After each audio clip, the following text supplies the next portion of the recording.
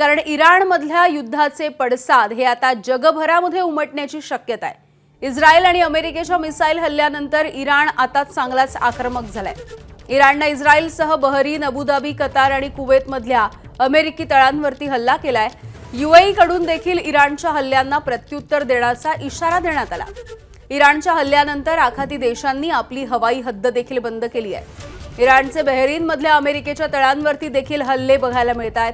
बहरीनमध्ये सुरक्षेसाठी सायरन वाजवले जात आहेत। इराणकडून अमेरिकेच्या जुफैर तळावरती मिसाईल हल्ला करण्यात आलाय आणि अमेरिकेनं इराणवरती केलेल्या हल्ल्याला इराणनं आता चांगलंच प्रत्युत्तर दिलेलं आहे।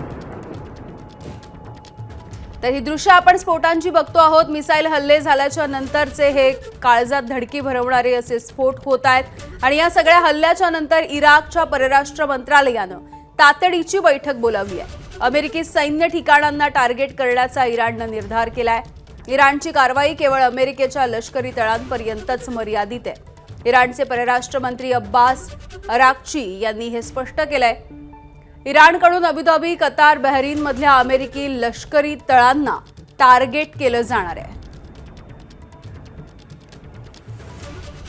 तर या संदर्भातली आणखी एक मोठी बातमी म्हणजे एक मोठा दावा समोर येतोय। इराणचे अनेक महत्त्वाचे राजकीय नेते आणि लष्करी अधिकारी आम्ही मारले असा मोठा दावा इस्रायली माध्यमांकडून केला जातोय। इस्रायली माध्यमांनी इराणवरचे हल्ले यशस्वी केले असाही दावा आहे। अमेरिका आणि इस्रायलकडून इराणवरती संयुक्तपणे हे हल्ले सुरू आहेत।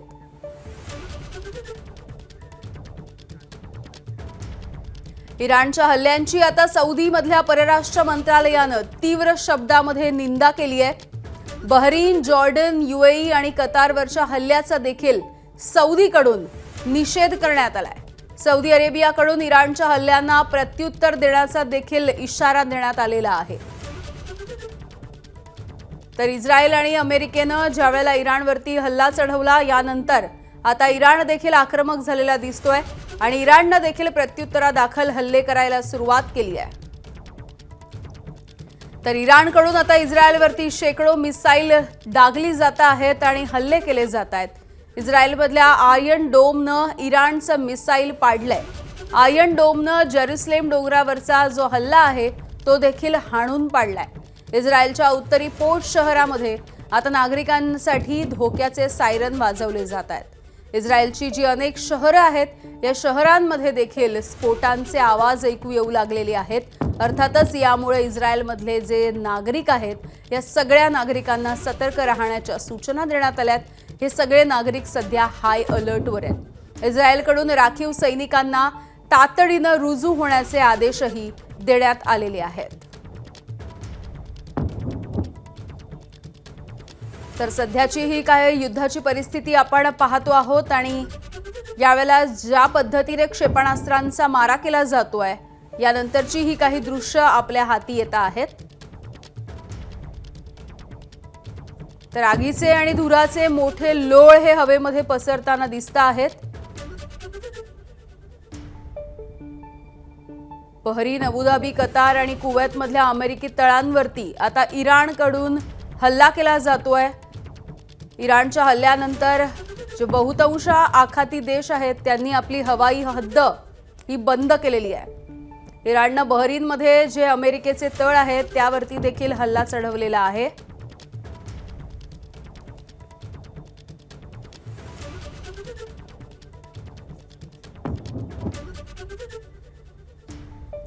तर आंतरराष्ट्रीय सगळ्या या घडामोडींचे अभ्यासक, विश्लेषक सतीश ढगे सर आपल्या सोबत आहेत। ढगे सर, गेल्या काही तासांपासून सातत्याने ही बातमी कानांवर येऊन आदळते आहे या हल्ल्याच्या संदर्भातली, या युद्धाच्या संदर्भातली सध्याची दृश्य आपण बघतो आहोत। काय तुमची पहिली प्रतिक्रिया ही सगळी दृश्य आणि ही युद्धजन्य परिस्थिती बघून? माझ्या मते ज्या प्रकारची तयारी अमेरिकेनं आणि इस्रायलनं केली होती त्याचबरोबर इराणकडून सुद्धा ज्या प्रकारची विधानं येत होती तर पश्चिम आशियामध्ये स्फोटक परिस्थिती होतीच। पण काही तासांमध्ये इतक्या मोठ्या प्रमाणामध्ये इस्रायल आणि अमेरिकेकडून हल्ला त्या ठिकाणी केला जाईल आणि त्याला रिस्पॉन्स म्हणून एका तासाच्या आत अरब राष्ट्रांमध्ये जी 7 महत्वाची नेव्हल त्याचबरोबर आर्मी आणि एअर बेसेस अमेरिकेचे आहेत त्यावर सुद्धा हल्ला करण्याचा मिसाईल आणि ड्रोनच्या माध्यमातून इराणकडून जो प्रयत्न झालेला आहे यावरून स्पष्ट त्या ठिकाणी दिसतंय की मोठ्या प्रमाणामध्ये तिथे वित्तहानी होतीये, प्रचंड प्रमाणामध्ये जीवितहानी झालेली आहे आणि दुर्दैवानं येणाऱ्या 24, 48, 72 तासामध्ये सुद्धा आणखीन मोठ्या प्रमाणामध्ये दोन्ही बाजूकडून अशा प्रकारचे हल्ले होतील आणि नुकसान होईल अशाच प्रकारची परिस्थिती निर्माण होताना आपल्याला दिसते. दुर्दैवी आहे पण हे सत्य आहे, आपल्याला ऍक्सेप्ट करावं लागेल. अगदी सतीश सर, आताची जर आपण परिस्थिती बघितली, सुरुवातीला आपल्याला कळत होतं की इस्रायलकडून इराणवरती हल्ला होतो आहे, अमेरिकेचं पाठबळ इस्रायलला मिळतं आहे. उघडपणे अमेरिका ज्यावेळेला इस्रायलच्या बाजूने उभी राहते तर याच्या मागे नेमकी अमेरिकेची रणनीती काय असणार आहे, ट्रम्प यांचं धोरण नेमकं काय असणार आहे किंवा स्वार्थ नेमका काय असणार आहे?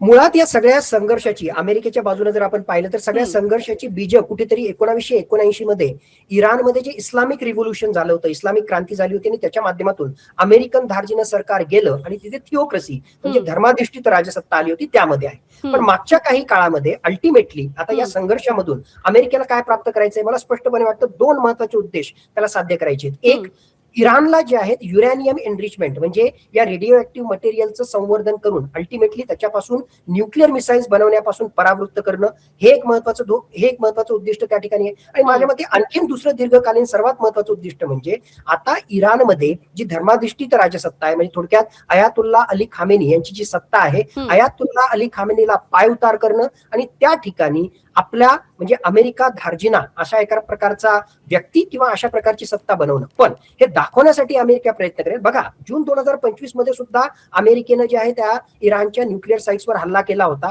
अंशतः यश मिळालं होतं पण त्यावेळेस त्याला रेजिम चेंज सत्ता पालट करता आला नव्हता. डिसेंबर 2025, जानेवारी आणि फेब्रुवारी 2026 मध्ये ज्या प्रकारे इराणमध्ये अंतर्गत असंतोष आहे, युवक रस्त्यावर उतरलेले आहेत महागाईच्या विरुद्ध, बेरोजगारीच्या विरुद्ध, या अंतर्गत असंतोषाचा फायदा अमेरिका आपल्या बाजूने करून घेतोय. तो आता जगाला सांगेल की बघा, डेमोक्रेसी एस्टॅब्लिश करण्यासाठी या लोकांना सपोर्ट करण्यासाठी आम्ही त्यांच्या बाजूने उभे आहोत. पण खऱ्या अर्थानं या सगळ्या संघर्षातून त्याला राजसत्ता हटवायची आहे आणि त्या ठिकाणी लोकशाहीचं गोंडस नाव देऊन आपला धार्जिन सरकार त्या ठिकाणी बसवायचं आहे.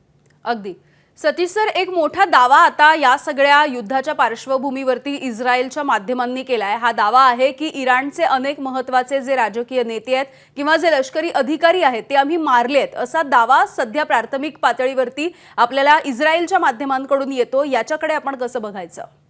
माझ्या मते तिथे इंटरनेट ब्लॅक म्हणजे इंटरनेटची जे आहे सगळे सर्व्हिसेस जे आहेत ते बंद आहेत म्हणून सत्य खरोखरच आपल्यापर्यंत जे आहे थोडंसं उशिरा त्या ठिकाणी पोहोचेल. पण जर असा दावा केला असेल तर ते सत्य असण्याची सुद्धा शक्यता आहे. ती यासाठी कारण ज्या प्रकारे हल्ले केले 30हून जास्त वेगवेगळ्या ठिकाणी अमेरिका आणि इस्रायल यांनी एकत्रितपणे इराणमध्ये हल्ले केले. कुठे केले? तेहरान मधल्या महत्वाच्या ठिकाणी म्हणजे इराणच्या पार्लमेंटवर हल्ला झाला, अयातुल्ला अली खामेनी असो किंवा इराणचा प्रेसिडेंट असो त्याच्या घरावर हल्ले करण्याचा त्या ठिकाणी प्रयत्न केला, IRGCच्या सेंटरवर त्या हल्ले केले. एवढेच नाही तर इस्फहान असेल, नतांज असेल या न्यूक्लिअर साईटवर सुद्धा हल्ला करण्यामध्ये यश मिळवलं. मग अशा प्रकारे जर हल्ले केले असतील तर नक्कीच IRGCचे कमांडर असतील किंवा काही महत्वाचे राजकीय नेते असतील यांना टार्गेट करण्यामध्ये आणि त्यांचा खात्मा करण्यामध्ये अमेरिका आणि इस्रायलला यश मिळालं असेल ही शक्यता त्या ठिकाणी नाकारता येत नाही. एक बातमी आतापर्यंत आपल्याकडे जी येते की अयातुल्ला अली खामेनी हे आधीच तिथून निसटले असल्यामुळे अजूनही जे आहे अयातुल्ला अली खामेनीला टार्गेट करण्यामध्ये आणि त्याचा खात्मा करण्यामध्ये अमेरिकेला यश मिळालं नाही. पण काही सिनियर कमांडर्स आणि काही मिलिटरी कमांडर्स, राजनैतिक किंवा राजकारणी यांना टार्गेट करण्यामध्ये आणि त्यांचा खात्मा करण्यामध्ये अमेरिकेला यश मिळालं अशी जर बातमी येत असेल तर त्यामागे जे आहे तथ्य असू शकतं. अगदी सतीश सर, खूप खूप धन्यवाद. तुम्ही सविस्तरपणे याचं विश्लेषण केलं यासाठी. एबीपी माझा, उघडा डोळे बघा नीट.